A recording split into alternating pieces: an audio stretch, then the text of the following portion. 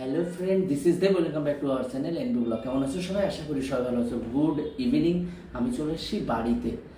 আর বাড়িতে এসেই আমি সবে এই যে মানে হাত আর পাটা ধুয়েই ঘরে ঢুকেছে। মুখ টুক আর ধুইনি, ধোবো একটু পরে, কষ্ট হয়ে গেছে তাই বসে আছি।